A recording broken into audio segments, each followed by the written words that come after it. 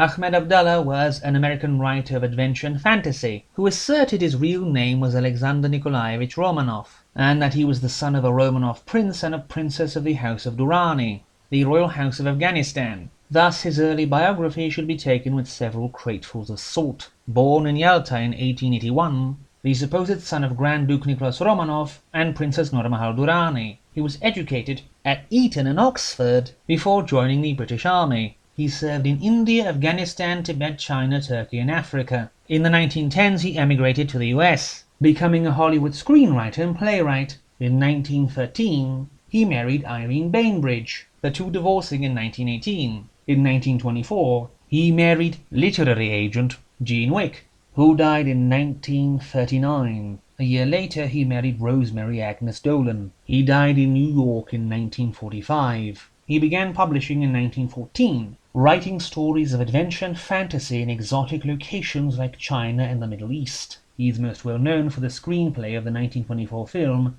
The Thief of Bagdad and the 1935 film The Lives of a Bengal Lancer, nominated for 6 Oscars. In 1920 he published the collection Wings, Tales of the Psychic. Wings has the Maharaja of Oneypore visit the house of the Duchess of Shropshire. The entire company feel a strange sensation as of fluttering wings when the Maharaja makes his entry. He converses with a few important people and dies. The main character, a certain Thornycroft, journeys to Oneypore and, disguised as a Brahmin, sees the undying body of the Maharaja, who asserts kinship with the gods, and who cannot die, as his astral body had perished in London, being the person Thornycroft saw. Disappointment recounts the arrival of Prince Pavel Narotkin in Paris, and his strange habit of shunning dark places, sport and society, and having an armed regiment around him at all times. Only when he is sick does he reveal the truth to a doctor, that he is afraid not of dying, but of the final moment when the soul slips into oblivion. And when he does die,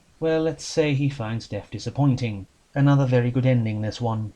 To Be Accounted For tells of the misery of a French aristocrat in exile in New York after his card debts had ruined his family and had him thrown out of his regiment. Then he reads about how his infantry was cut to pieces and how they need someone else to take charge before they all get killed. And so the man appears to aid his comrades, though his body is still in New York, having died in a way that was impossible. Tartar is the story of Barker Harrison, a professor who likes to dwell on his proud warrior ancestry, and one night goes off his rocker, causing quite a ruckus, thinking he is Attila the Hun, Genghis Khan and Tamerlan at once, winding up at the police station to the ire of his wife. That haunting thing as Deanna Manning, serial pursuer of men and their money, whose wake is heartbreak and widowment, finds a strange thing present in her boudoir and tries to chase it, finding it has no shape and seems to shrink and grow at will. Eventually she manages to stab it, with unforeseen personal consequences.